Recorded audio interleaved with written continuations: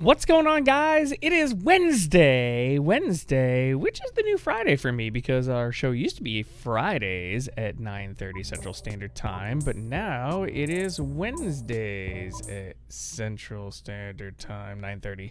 So yeah, Wednesday, the Movie Idiot Show. We are on, we are live, we are rolling and ready to go, and I'm happy to be hanging out with you guys again. And what is the Movie Idiot Show? So we're going to start from the top there. The Movie Idiot Show is me, the Movie Idiot. My name is Mike, and we talk movies, we talk TV, we talk entertainment, and all of that fun stuff, and we talk it with you live on YouTube and on Facebook Live. So it's on both. You guys can jump in. There's a whole lot of ways you can interact with the show. So you can interact via YouTube on the comments below. You can interact via Facebook Live in the comments below. And then another cool way you can interact with the show via Twitter at MovieIdiot1. You can hit me up there. You can obviously leave comments on Facebook at MovieIdiot1. You can also send in a tip, and that is the best way to interact with the show, and you do it here. You go to streamlabs.com/MovieIdiot, send in your tips, and that is the best way because you help support the show, you help support the channel, you help support moi, and I appreciate it. So anyway, and also tipped comments get kicked up to the tippity top, and I read your comments first after we do all of our main topics for the show. So our main topics for the show is where we're going to start today. And normally I have my guy Ryan here, but unfortunately we had a little bit of a scheduling conflict and I wasn't able to get Ryan in. Ryan said he may be able to jump on in a little bit. Actually, Ryan said he can hop on right now. So give me 1 second, guys. This is kind of a little weird because we are live, but let's give it a shot here and see if we can get my guy Ryan Farrell on, because he said that he is available right now. So uno momento here. Not the usual kind of live fare that we do, but Ryan's awesome and we definitely want to get him in here. So give me 1 second here. Man, like all over the place right now. All right. So anyway, not a whole lot of huge movie news as I'm getting Ryan set up here. Not a whole lot of huge movie news this week. But we do have a few topics that we're gonna discuss here. I'm gonna try to patch Ryan in here really quick here. Give me 1 second. Sorry about this, guys.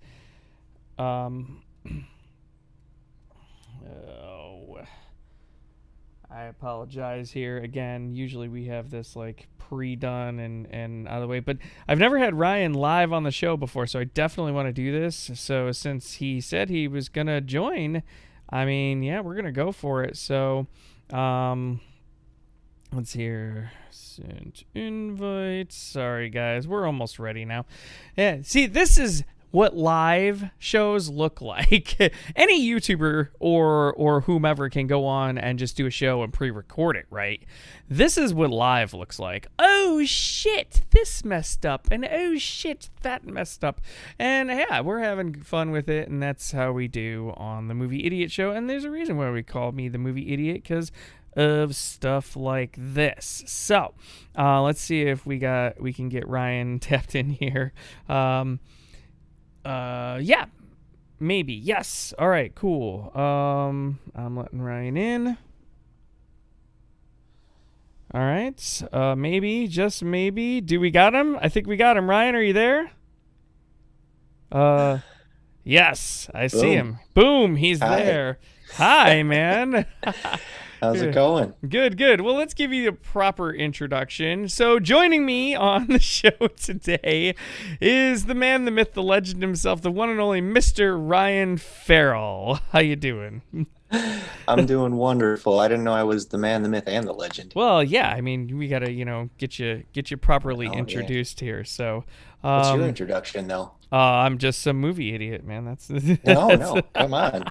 You're the man, the myth, the legend. Oh, I don't know about all that. You are the Mike Kelly. Oh, geez, wow. The Mike Kelly. That's with two That, E's. that carries very little weight, I promise you. All right. All right, so let's jump into our main topics here right away. So Ryan and I did kind of a trial run of this earlier, so I think we got this down. So main topic number one is, it's kind of a somber one, and that is the passing of actress Kelly Preston. So Kelly Preston, actress in Space Camp, Jerry Maguire, and For the Love of the Game, dies at age 57. And she, many of you may or may not have known, was the wife of John Travolta. And they were married for 28 years. So I'm going to kick this over to you, Ryan. Ryan, your thoughts on the passing of Kelly Preston and, just kind of thoughts not only on that, but maybe on her film career as well. What's going through your mind? Hit me. Kelly Preston, like you said, it was a very somber bit of news, and who knew? I mean, I hadn't heard anything in the media about Kelly Preston battling breast cancer or anything like that. Just it's all around sad news. She was really young, 57. That's too early to go, Yeah. And she was a very beloved member of the acting community and the cinema community. Not that, she didn't have a very extensive filmography in a sense of like, someone like John Travolta or someone like Tom Cruise or anything, but she was very beloved, and she played, she had enough diversity in her roles. She was good at playing like the mom. She was awesome in Jerry Maguire as Tom Cruise's little I mean, I don't know what you want to call that. I was going to say, how would you describe that role? But and then she was the mom in Jack Frost opposite Michael Keaton, and that was like a to me that was a personal like, oh yeah, she's like America's mother type actress. So I feel for John Travolta. I feel for the family. It's just a sad bit of news, and she had a great legacy when it came to just being a respected and beloved member of the acting community. She also I didn't realize she did charity for some type of it's like over medicating children, and how she has spoken out against that. Oh wow. Yeah And it's I didn't know about that either. But it was one of those things where she was kind of a spokesperson for them, where they want to try to, the answer isn't just to prescribe medication to kids with ADD. It's more to work with them and work more cognitively with them, and not just throw them some pills. So, and I can respect that line of work, because I'm a big proponent of things like that. So my heart goes out to John Travolta, and prayers that the family gets through this time. Mm-hmm. Yep. Yeah. Wow. I didn't know about that either. So, and it's funny you brought up Jack Frost, because that was when we were talking earlier. I had no I totally forgot about that movie. I really loved her in because one of the movies they had mentioned right here in the title here is For the Love of the Game, and that movie I thought was tremendous as well. Exactly. And when you think Kelly Preston, the first she's not like what you would call an A-list actress, right? Like like she didn't have an Oscar, I don't think, or anything like that. But no. But what she was is, like you said, she was a Hollywood sweetheart, and a lot of people really, really loved her, and she was definitely, a beloved actress and beloved person in Hollywood. And the other thing that, again, we were kind of talking about earlier is to have a marriage in Hollywood last 28 years is very rare. And so for what her and John Travolta, did, that's amazing. And again, my heart goes out to them. And again, 57, like you said, is way too young to go. So, what do you at home, everybody at home, what do you guys think? Let us know in the comments below what your thoughts are on the passing of Kelly Preston and her filmography. And we are going to move on to our second main topic. And Oh, you know what? I actually. Well, I'm just gonna bring this right up to you right now. So, we were talking about this earlier. I don't have the graphic anymore, unfortunately, because I lost it for some reason. Again, live shows. Who knew? Hey, So. live radio, live podcast, whatever. Yeah, right. Yeah. So you had mentioned one of the topics you want to talk about that you threw out is the new Halloween trailer. Halloween what's the name? Halloween Kills. Yes, Halloween Kills. And Halloween Kills. I was perfectly honest when I said that I actually have not seen Halloween 2018. So sadly, I have not seen that movie yet, and I feel terrible that I haven't. But I have not seen this movie yet. But I did check the trailer out for Halloween Kills because you had mentioned it as a topic, and I gotta say, it's intriguing. But who cares what I think? I didn't even see the 2018 one. What do you think about the new trailer for Halloween Kills? Well, I mean, you're intrigued enough to seek out Halloween 2018 now, right? Oh, definitely. Yes. Yeah. Yes. Halloween 2018 is an awesome movie. And so David Gordon Green took the franchise and they retconned it, which, yeah, that's a popular thing in Hollywood right now, kind of like saying, oh, let's just go back and make a sequel to the original. And, like you saw with Terminator Dark Fate, how it discredited the entire franchise and picked up where Judgment Day left off. And David Gordon Green's Halloween, it literally discredits the entire Halloween franchise, and it picks up as a sequel to John Carpenter's original Halloween. So it doesn't even it takes Rick Rosenthal's Halloween 2, which is an awesome movie, and that is literally a direct sequel to Halloween. It even discredits that one. So so here we are now visiting Laurie Strode, 40 years later. Yeah. It's a really good movie. It was so fun to go see. It was fun to see Jamie Lee Curtis back as Laurie Strode. So Halloween Kills dropped, and that opening part of it is awesome. The imagery is really awesome. It's really eerie, and it builds to that.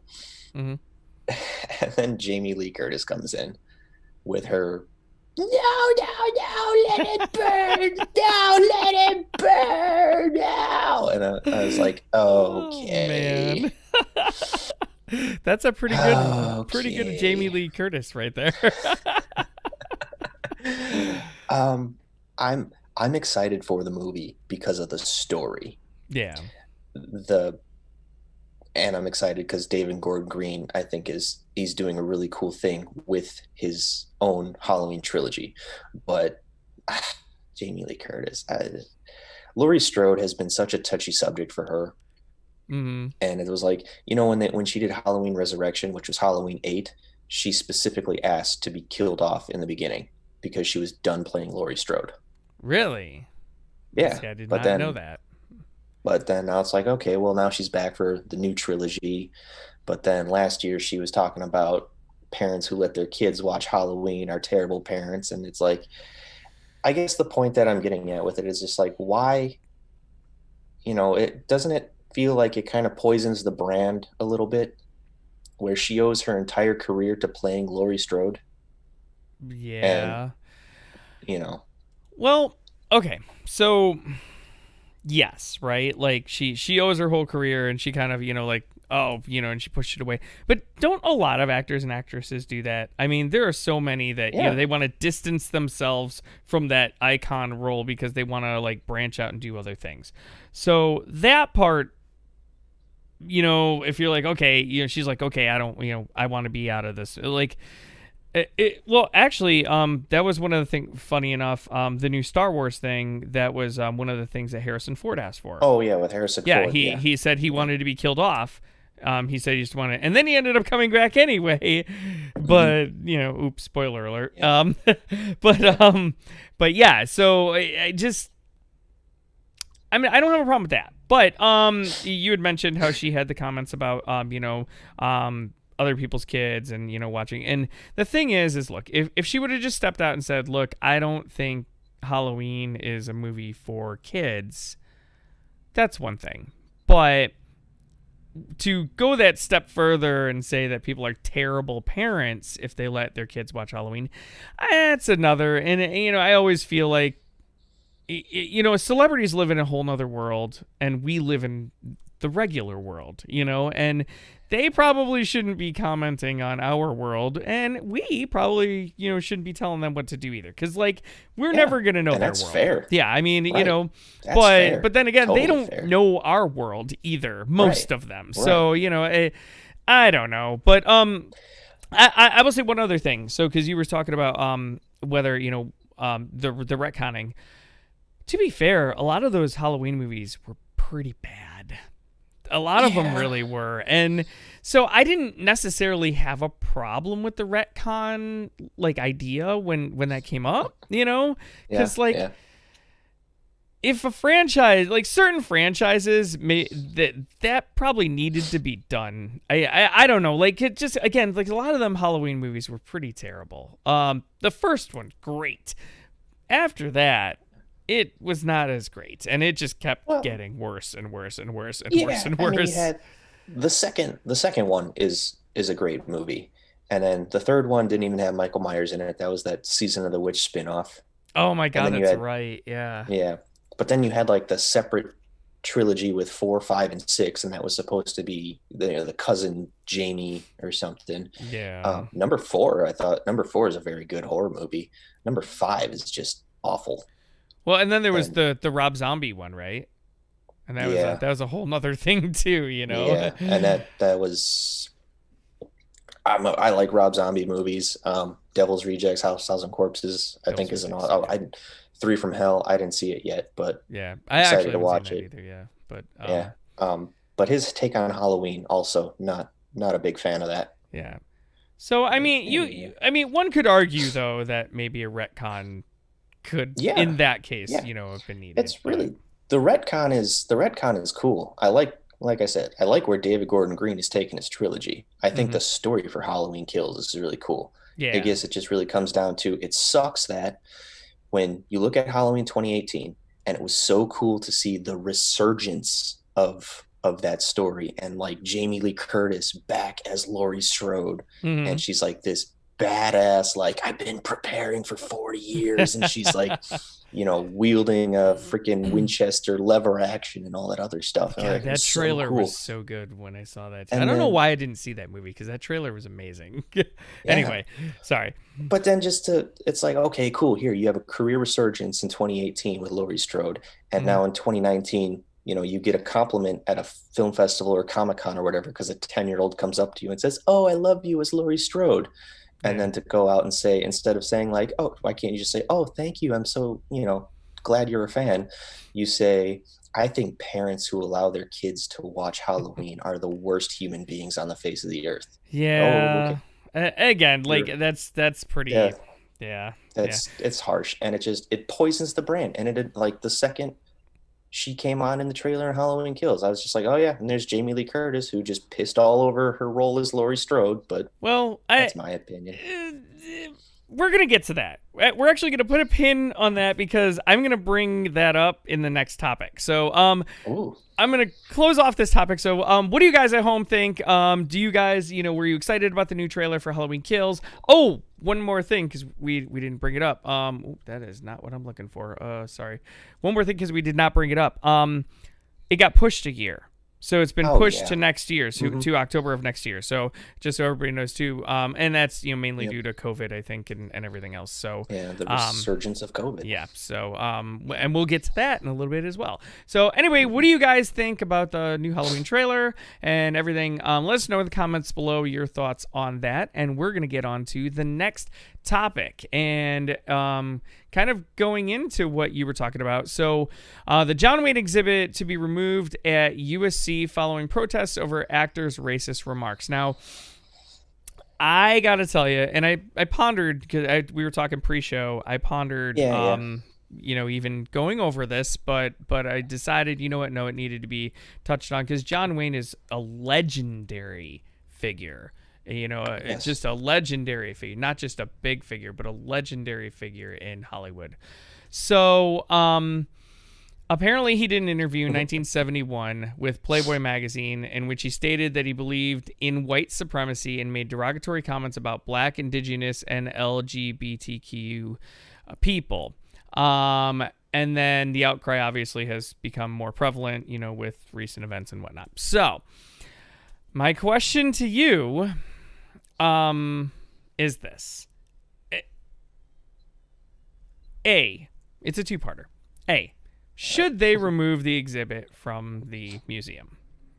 B, does this affect how we should view John Wayne movies, or if we should view John Wayne movies, or whatnot? What do you think? I'm going to turn it over to you, man. Go for it.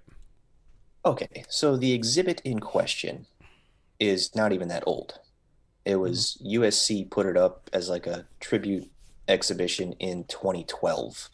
So it's not as if it's like some long-standing exhibit or museum that they're now trouncing on because of this, the issues from 1971 have come to light. The exhibit itself, hey, whatever. You know what? Like you were saying, John Wayne is absolute, the epitome of like the American cowboy, the 50s, the 60s of cinema was dominated by the image of John Wayne. So the exhibit itself, you could take it or leave it, to be honest, in my opinion, because that's not really going to affect his legacy. That is exactly how I feel about the exhibit as well. Yeah. Sorry, I'll let you continue, but I just one thing kind of like I feel with the exhibit is it's their exhibit. They could do what they want with it, right? Right. So yeah.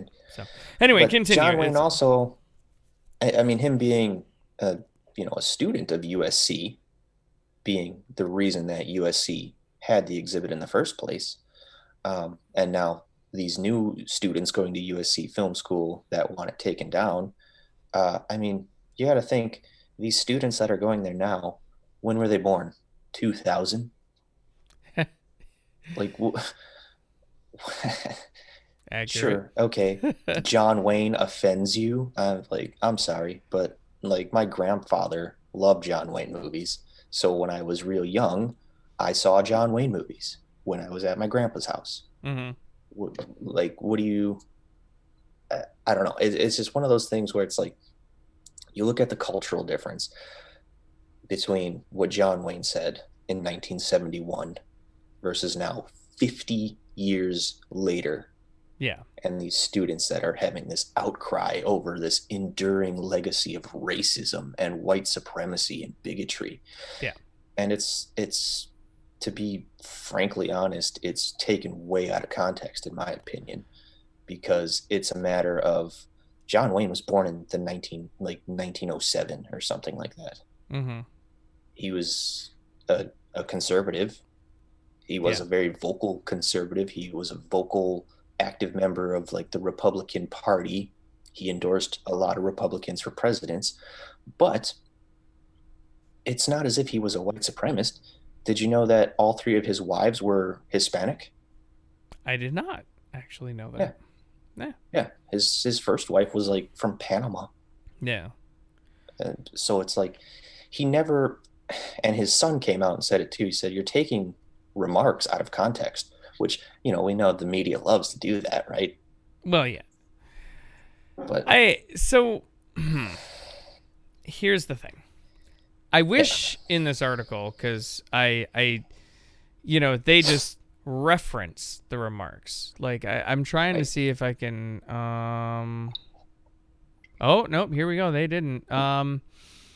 I believe in white supremacy until the blacks are educated to a point of responsibility. I don't believe in giving authority positions of leadership to judgment to irresponsible people. Now, here's the thing. After reading that remark, that kind of, this is 1971, so this is already after a lot of the civil rights movement has gone through and whatnot. Yeah. Exactly. I gotta be honest, dude, especially now after I just read that. Like, that's the first time I've actually seen it. The remark itself, not great at all. Not the best. Not good. The best. Not good. Not a good look. Yeah, all right. I think what he was, the thing is, and this is where it gets misconstrued, because the remark itself, Well, number one, what question was asked of him to prompt his response? Let's see if Because that's listed once here. again, what were the politics of 1971? I mean, I have no idea what was going on in 1971 when it came to them saying, like, oh, do you think that we should just start electing African Americans as officials? I have no idea. But in the end, his remark is just about education. And Yeah, I mean, but yeah, I, yeah, I don't know. Put it this way. it's tough. Yeah, Yeah. it's not a good look. It's not a good remark. Mm-hmm. It's not, but I was going to get to a different point entirely with that. So the remark's not good. I think we can agree. The remark is Yeah. not good. Yeah. But here's the thing. So my opinion on the whole thing. Obviously, I already said USC, if they want to, they can take their exhibit out. It's their exhibit. Yeah, They can exactly. do whatever the hell they want. It doesn't matter. Right. Like if And they it's feel not, it's not even a yeah, famous they exhibit. can do that. Yeah. So, but am I going to stop watching John Wayne movies? No. And I have examples as to why and how that is. So my examples are this. I have two. Okay. Kevin Spacey and Michael Yep. Jackson. Right. And I'm going to tell you right now, Kevin Spacey is one of the best actors I have ever seen. He's a Yes. reprehensible human being, terrible person. Yeah.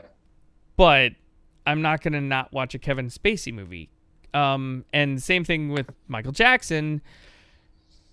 Say what you want. He's been accused of a whole lot of stuff, and some of it's really bad. And but he's one of the greatest musicians of all time. And sometimes I feel like art is one thing and the person is another. And if we stop watching every movie that had a person who said or did something terrible, we'd almost be out of movies. I think I think we'd be out of movies. I'm pretty sure you can't find too many.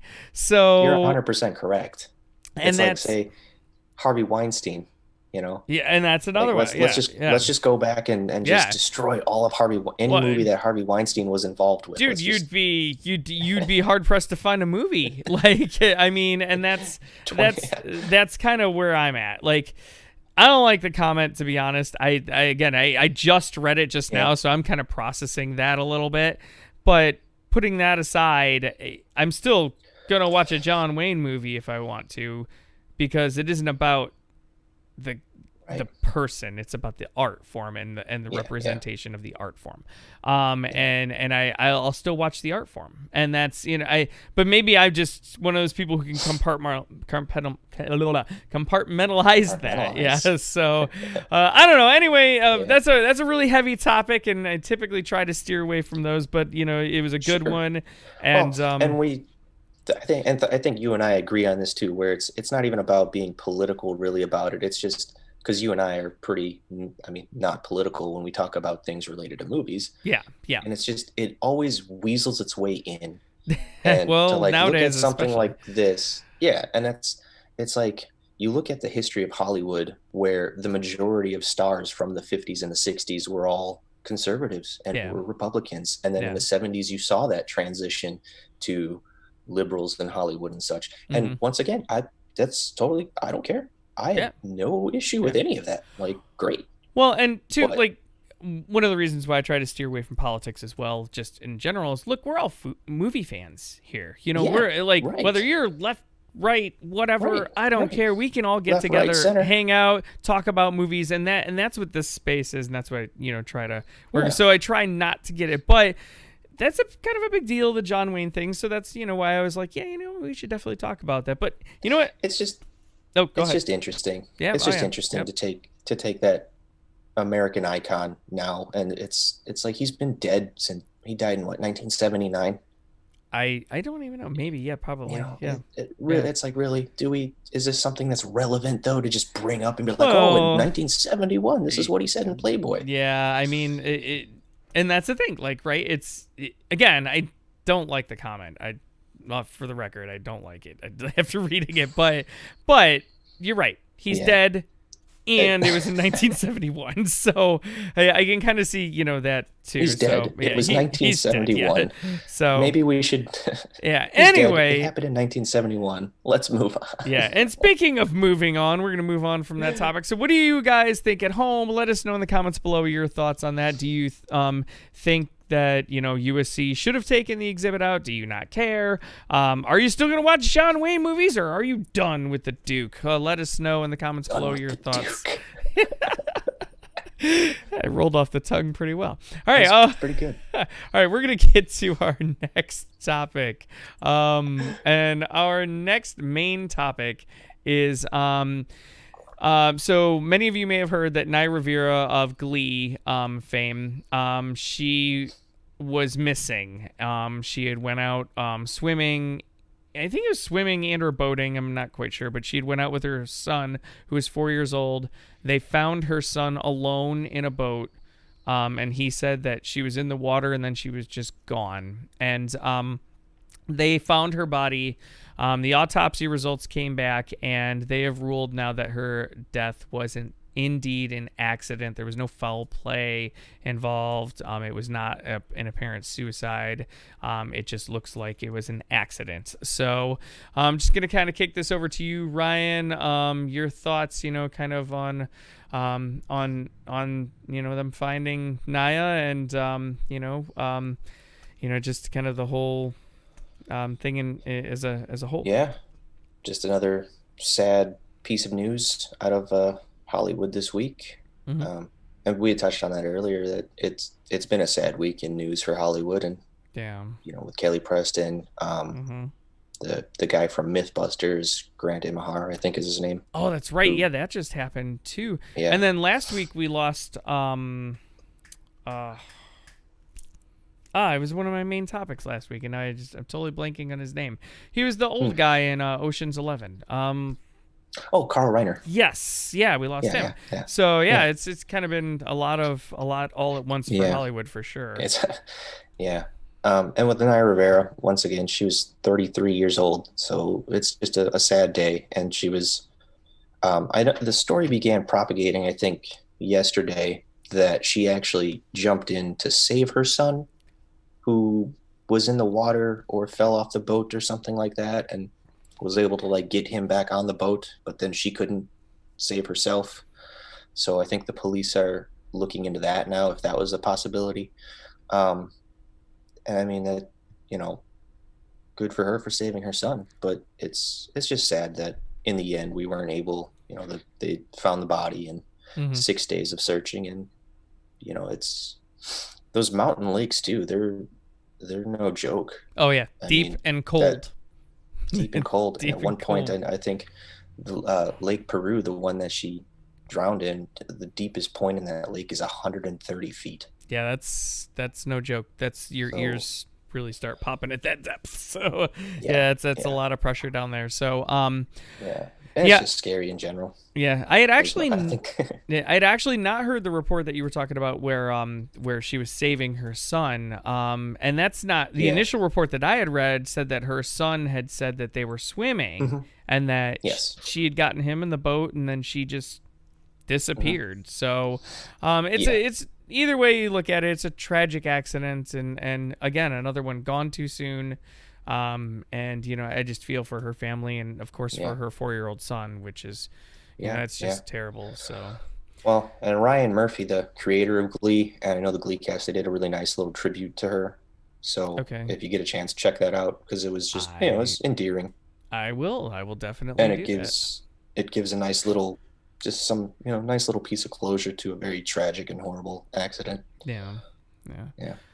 All right. Well, what do you guys at home think? Have you heard about the Nia Rivera passing? What do you think about the fact that they, finally found her body and everything? Let us know in the comments below your thoughts on that, and we are going to move on to our next main topic. And our next main topic, it's kind of a broad topic, but I have the graphic for Tenet up here, but it's a little bit more than that. So, the overwhelming question, and why we have the graphic for Tenet up, is with cases increasing and skyrocketing for COVID-19, California has now shut down all of their theaters again. So the big question, of course, is Tenet going to release? And then on top of that, there is now news on the back end coming out about AMC and how AMC, when they were in real trouble, now can take a breath for a moment, and they, even if they don't open, will be able to stay open till May due to some financial restructuring and whatnot. So the question I'm going to shoot to you, Ryan, as kind of a whole is, will Tenet release on August 12th? And also, now that AMC is restructured a little bit, will studios not feel the pressure to push their movies out quickly? And will they actually start even pushing them down the line even farther to where they can get a much bigger and full audience and more money? So that's the big question. So I'm going to kick it over to you, man. What do you think?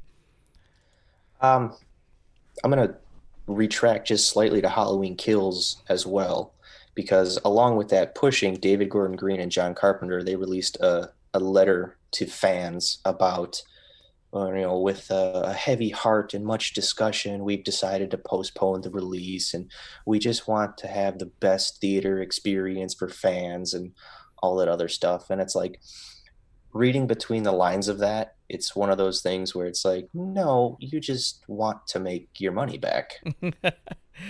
Yeah. Well, I mean, you could... that's what it's all about. I mean, hey, it's not show friends, it's exactly. show business. That's so show it's business. And so and I agree with you. They want to make their money back. They're not going to get it on VOD. They're not going to get it in those scenarios. It's got to be in the theaters. And your tentpole movies, your big movies, especially one like Tenet, has to have a broad audience. Yeah. And as much as Christopher Nolan really wants Tenet to be that movie to bring people back to the theaters, and he is on record saying that, Warner Brothers does not want to lose their ass. And inevitably, I feel like, they're going to win out in that scenario. But yeah, I think that's the one time Warner Brothers will actually come in and trump Christopher Nolan. Yeah, I mean, who knows? But I just really don't think that it's going to... I hope that it comes out this year. But even if they wanted to push it to November, like, I would be okay with that. Well, and here's my thing too, and I've heard a lot of people chime in on this. A lot of other film pundits as well, and I tend to agree with the ones who are saying this. Look, require masks coming in, lots of hand sanitizers, space out the seating, and let's go. Like, I'll wear a damn hazmat suit if I have to go back to the theater. Like, I don't care. Like, I want to see movies. I'm tired of this. But at the same time, I understand the liability for the theater. And that's what it really boils down to, too, is the liabilities for the theater and for the, because that could trickle all the way to the studios. If somebody sues, they could sue AMC, Warner Brothers, and whatnot because you guys put this out there and I went and got sick, so I mean, I really think that's one of the big reasons why you don't see, them being, hey, let's go.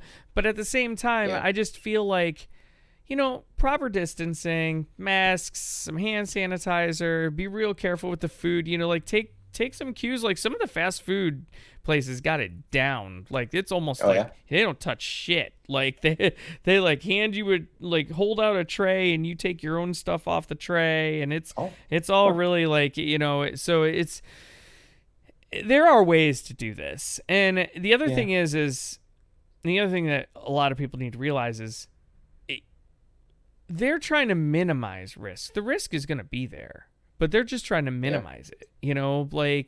That was the whole point of the lockdown anyway. It wasn't locked down until the disease is gone. It was locked down until it's under control or minimal, right.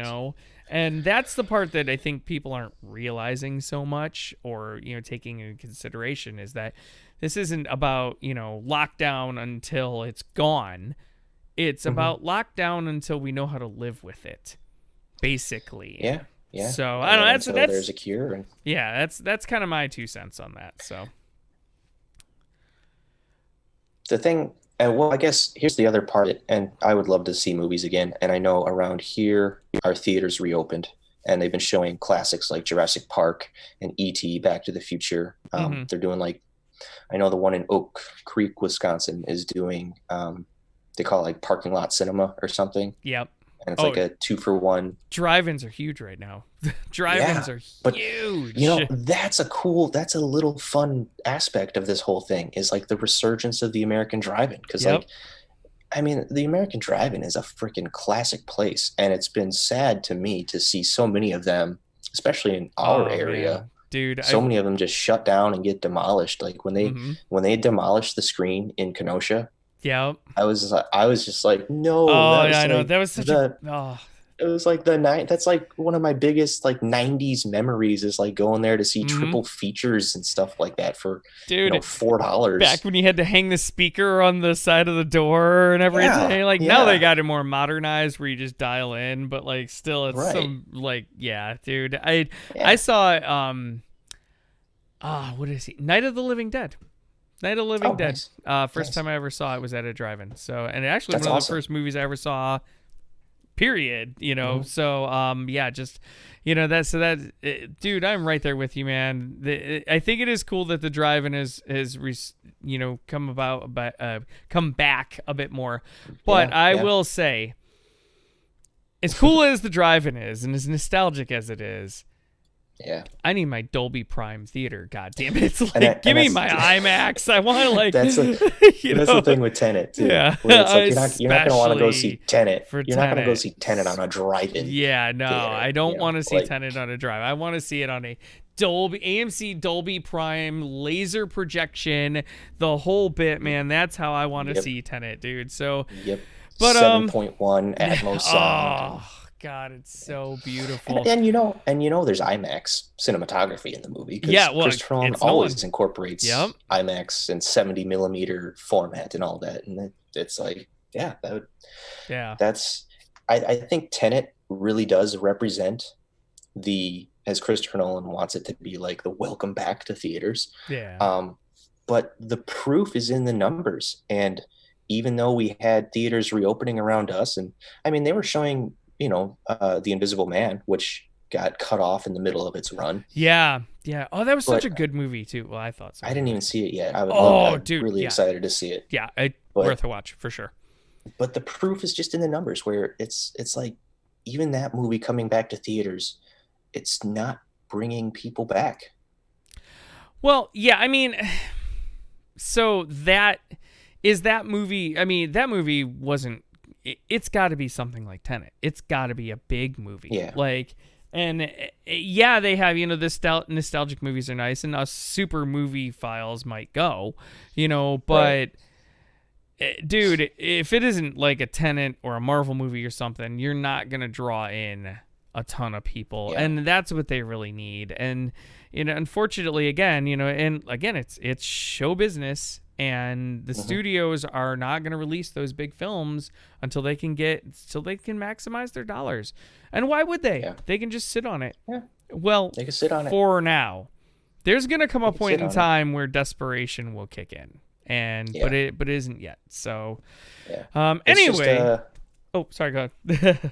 Just to cap off that topic, it's one of those things where it's like, California's on lockdown again, and all these case spikes and surges, as the media loves to use the word surges.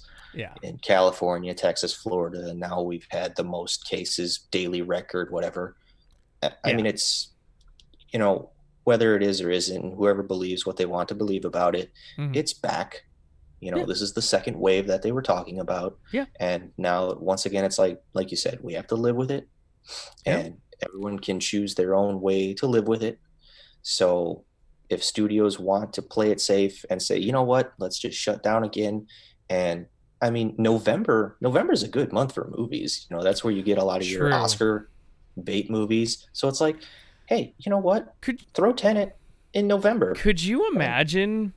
And it's kind of shaping up that way right now. Not only might you get some of those big Oscar movies, but you also might get your summer blockbusters in November. Yeah. This November could be the greatest November movie month in history.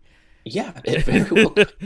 That's amazing to think about, because like I'm pretty Yeah. sure Black Widow's slated for November right now. And there are No quite Time to Die. No Time to Die. Oh my yeah. God, dude, that I can't even imagine to have like your big Oscar movies, but then also to have your big tentpole movies as well. Oh, that'd be killer. That it might be the one silver lining in this whole thing. I may That's have to all it take is. off That's the all it entire is. month of November from work because. All right. On that happy note, we're gonna wrap up that topic. So, what do you guys at home think? Do you think Tenet will release on time? What do you guys think about AMC restructuring their finances? Now it looks like they're going to be okay at least until May. Do you think that, it's going to be Did a they while? work it out with Universal? What's that? You remember AMC and Universal had that falling out? And Oh, AMC so- said that they were not going to show Universal movies ever again. So that was slightly overblown.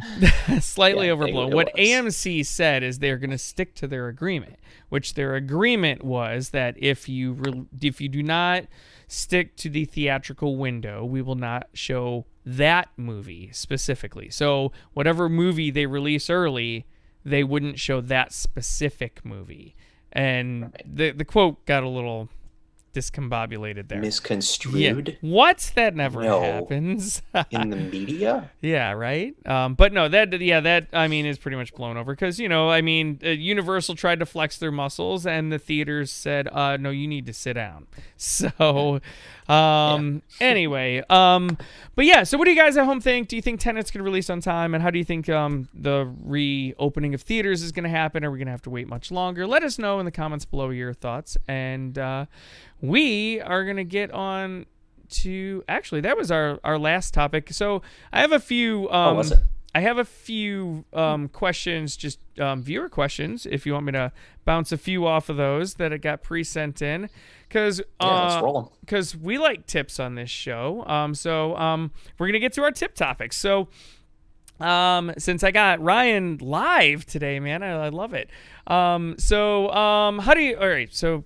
Kind of to preview this tip topics, we read those first because you're supporting the show, you're sending in money, and that's a cool thing. So if you want to send in a tip topic, all you have to do is go to streamlabs.com/movieidiot, and you can send in a tip topic. We read the tip topics first because you guys are awesome and you're helping us out and helping us support the show, support the channel, and all that stuff. So starting from the top here, normally I crop these all out and put them in their own cool little graphics, but I didn't have time today. So You're a busy guy. yeah, I know. I'm going to read them off right here. So our first one comes from Mr. Nick Papagiorgio.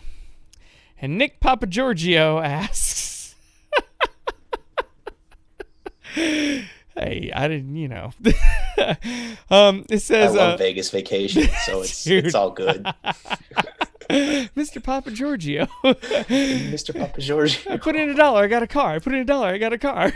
Sorry. Anyway, have you seen the new Will Ferrell movie? It's awesome. So the movie that they're talking about is the Eurovision movie on Netflix.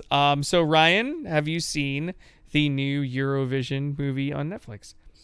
No, I have not. I have not. I would like to watch it. I actually would as well. I've heard actually some really good things, and I was kind of expecting it to be because, dude, I love Will Ferrell in so many things like Step Brothers and, yeah. But I feel like lately it's kind of been taking that Adam Sandler dip a little bit, or it hasn't really been going as well for him. So if this one's actually really good, I'd be really happy for him because, like I said, Anchorman and Step Brothers and Talladega Nights, and dude, I'm a huge Will Ferrell fan when it comes to those movies, but yeah, I've heard good things, and I heard that what's her name? What is the actress, she was in The Notebook. Rachel McAdams. Yes, Rachel McAdams is his co-star in this one. So I heard she was really good in it as well. It's a musical, so yeah, I'm kind of excited for it. But I do have to say I have not actually seen it as of yet. So but yeah, it looks like you haven't either. So we don't really have a whole lot to comment on the other than. I guess what is Oh, did I lose? But so basically, Will Ferrell's. Oh, no, you're there. I'm still Sorry. here. Yeah, you I'm froze still up for here. a second. All right. Oh, hey, it's from the director of Wedding Crashers. How about that? Oh, I actually did not Yeah, know that. Okay. Yeah. yeah. No, Well, we were just talking about Wedding Crashers. yes, a couple Yeah, weeks ago. Yes. yeah, yeah. So the one thing I will say is, if it is good, it'll be a big win for Netflix because Netflix kind of has this stigma about them, other than Right. movies like The Irishman. But for the most part, there's a stigma if something goes straight to Netflix.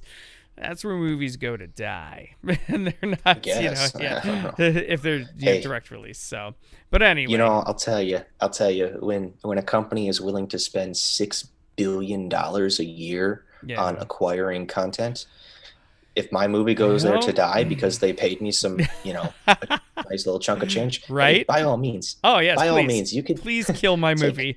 take my movie to its funeral. I'm fine. Oh, I love it. I love it. Let me cash my check first. All right, so we're gonna go to our next question here. We actually kind of touched on this a little bit, but this question gets submitted by Luke, who's your daddy? And it's, will we ever get to see movies in the theater again? And we kind of touched on this already, but I think the answer is yes. I think we will. I don't foresee Yes. it not happening. But at the same time, I think it's going to be a little bit longer than any of us want. So, Yeah. yeah. Which I'm okay with in a weird way. I guess part of me has always said too that there's so much in Hollywood and so much even indie releases where you look at 20 years ago and on average there was 300 400 films being released a year Mm-hmm. between Hollywood and indie distributors and all that other stuff and art house plexes. And I mean, in the last 5 years, where it's like, anybody and their grandma could be a filmmaker. Yeah. Oh, yeah. If you have an iPhone 11 Pro, you can be a filmmaker. Hey, I saw that commercial. It looked pretty cool.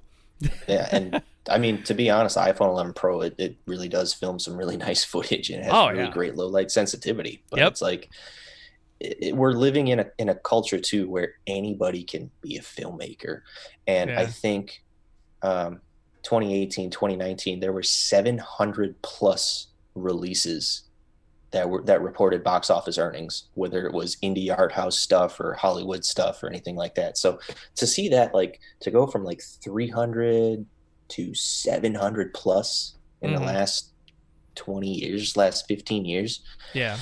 I mean, it's cool, but at the same time, I think we can take this particular movie season, the 2020 movie season, to reflect on all that. And now we can maybe weed out some of the garbage and hopefully allow for more opportunity outside of the Hollywood system. Yeah. Yeah. I that'd be great. That'd be awesome. Yeah. Oh, and maybe that's because obviously right now a lot of things are being pushed onto streaming, VOD, whatever.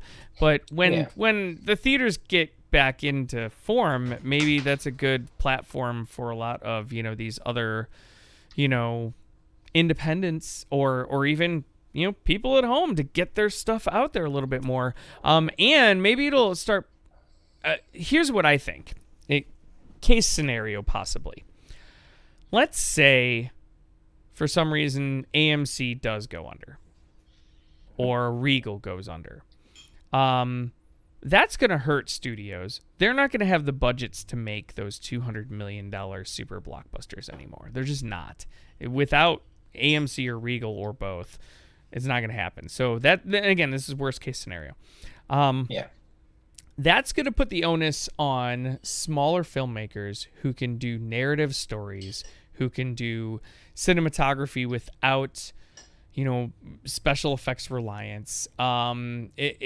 Your directors, guys like Nolan, who can make those big blockbusters, but also use a lot of physical, effects and whatnot.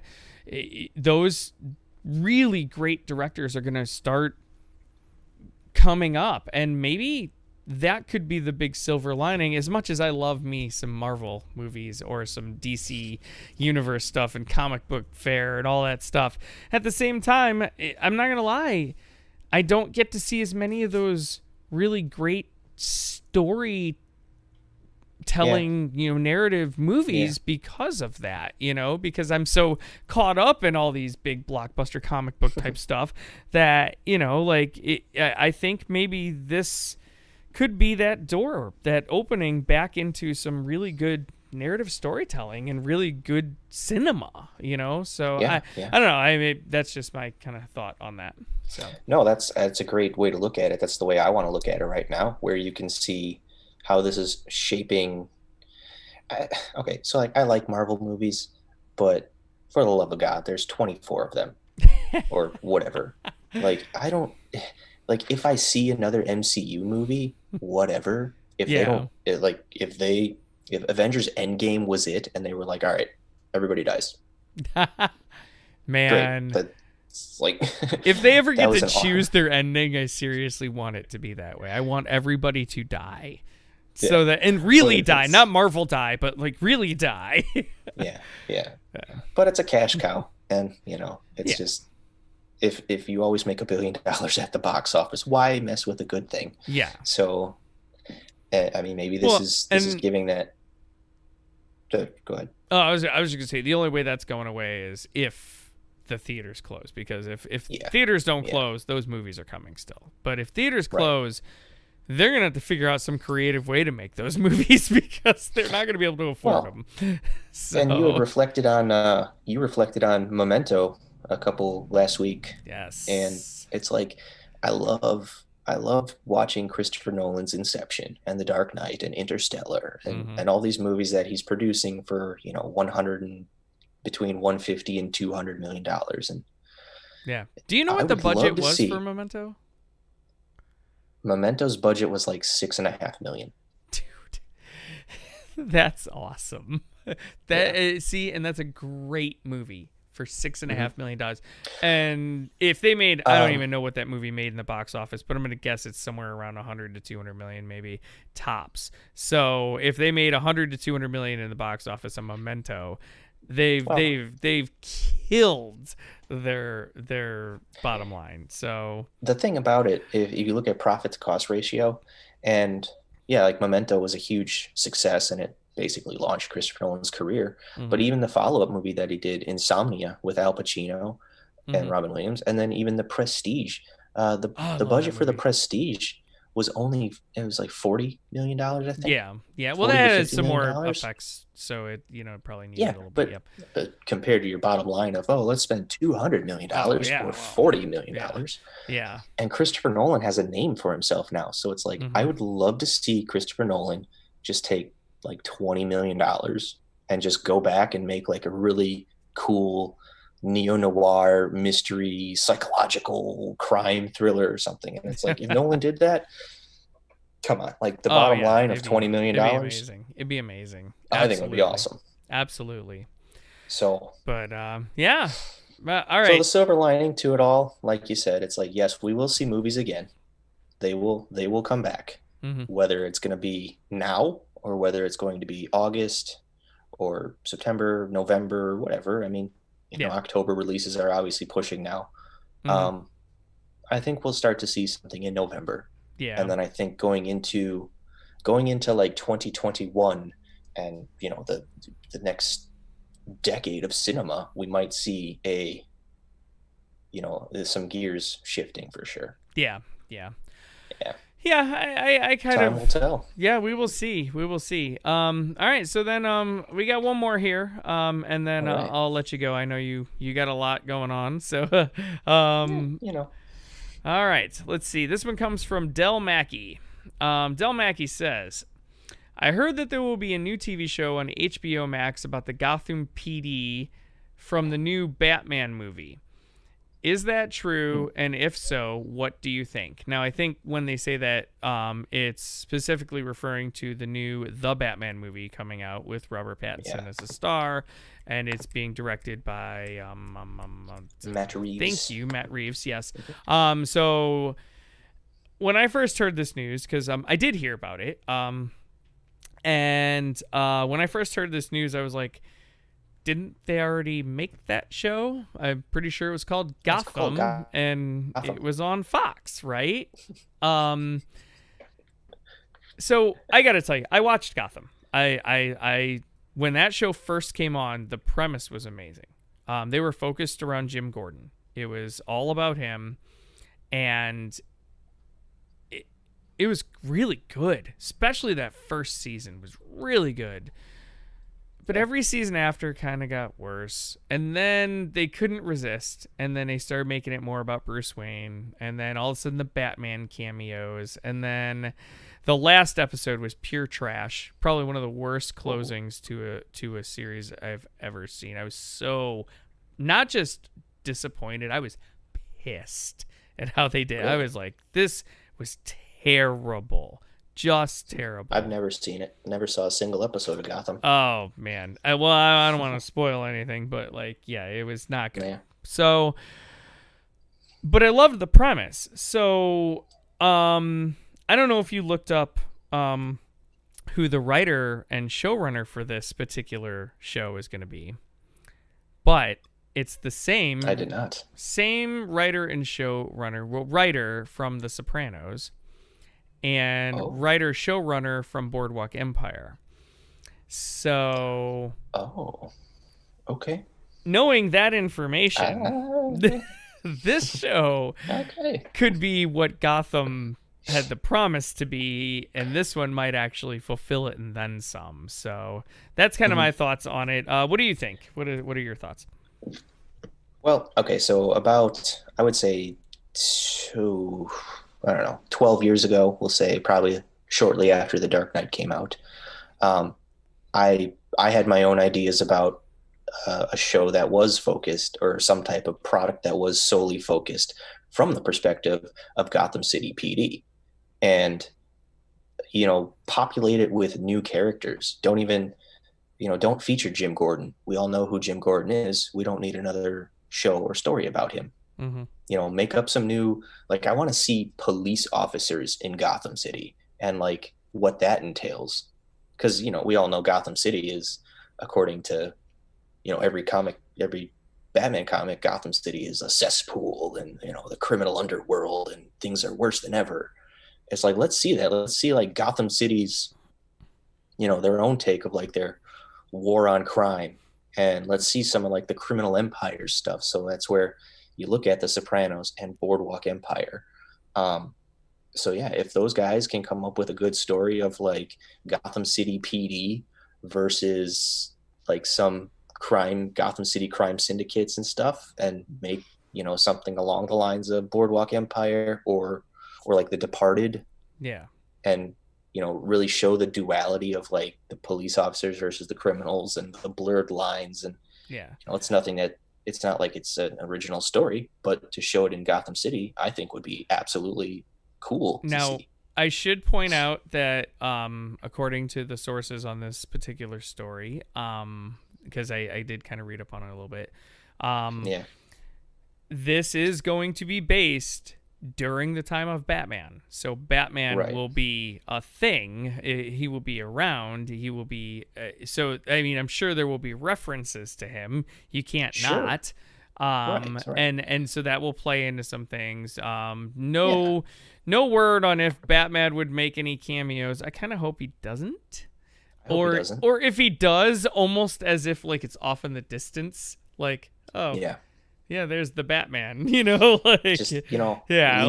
I think the best thing was so Joaquin Phoenix's Joker, when they incorporated the whole Martha Wayne killing scene. Like I said, it's okay, really? Do we need to see this again? Yeah. I was very surprised about that. I didn't mind it.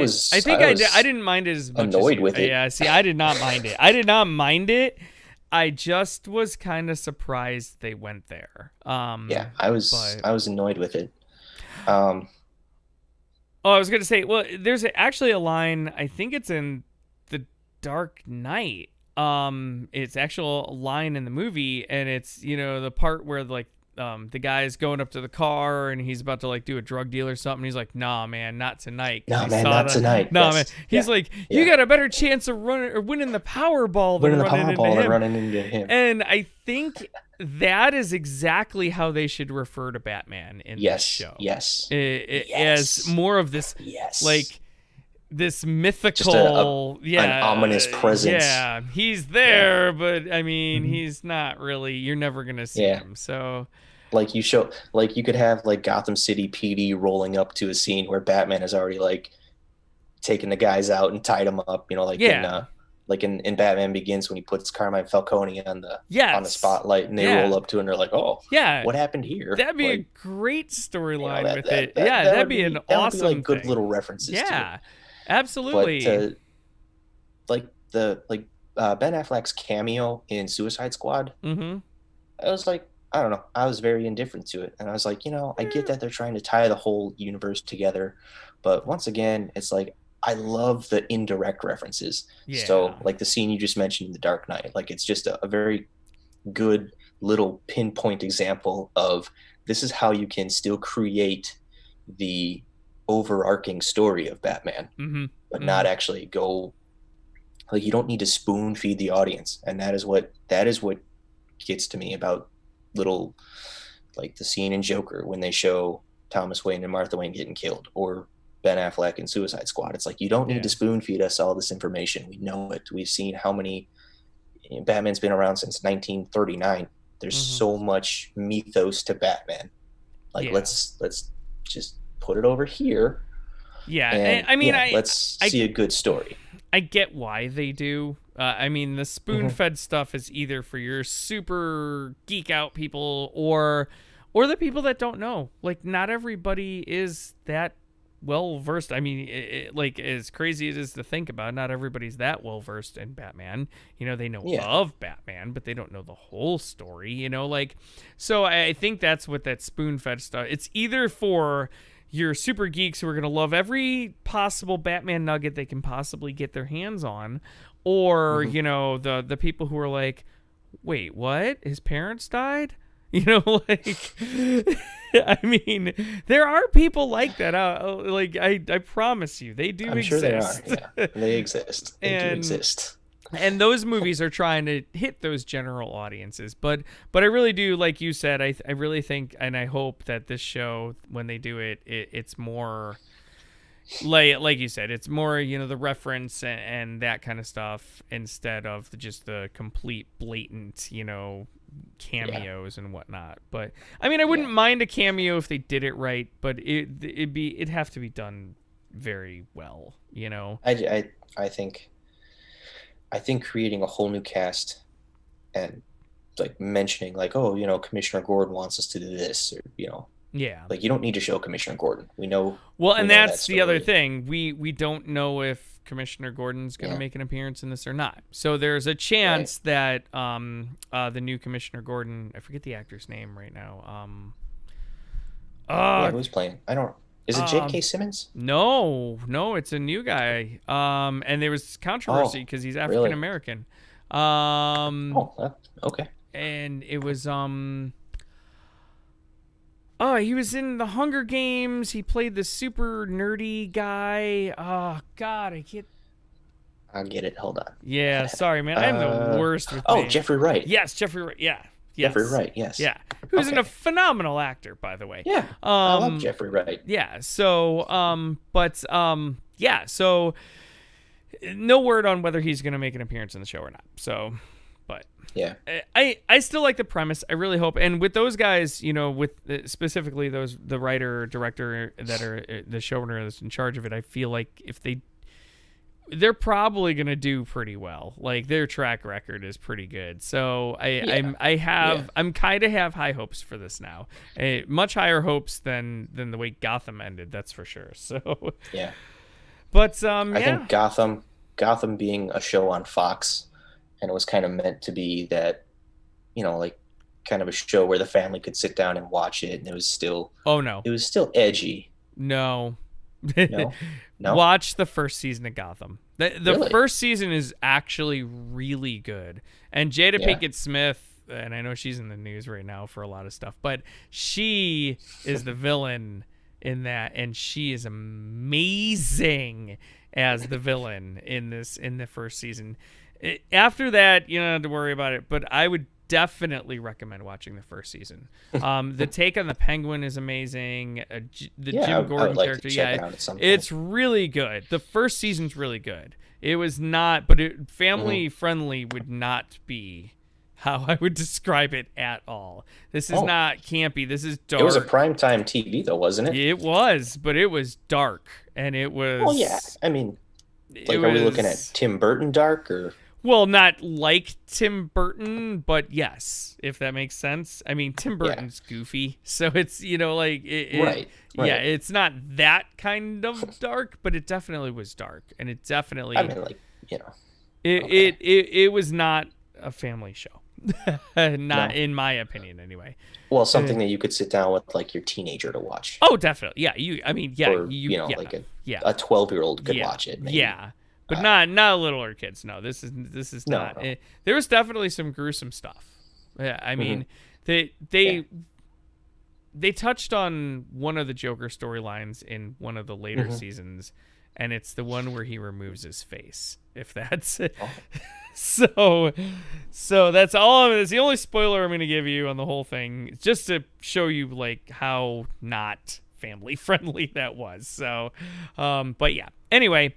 But yeah, no, I like the premise of the idea of the show, and I think I'm definitely going to check it out. So yeah, but then again, I check out all the comic book stuff. So right, you just can't help yourself. No, I cannot. So, and that's it, man. That's all I got for viewer submissions for this week. So yeah, man. Thanks a lot for jumping on, and then thanks for having me again. Yeah, and we'll do it again. Maybe we'll hear from Mr. Papa Giorgio again. I hope so. All right, man. We'll see you next time. Alrighty. All right. Take care. Later. So that was my guy, Mr. Ryan Farrell. I want to thank Ryan for coming on the show again. And he did a great job as always. And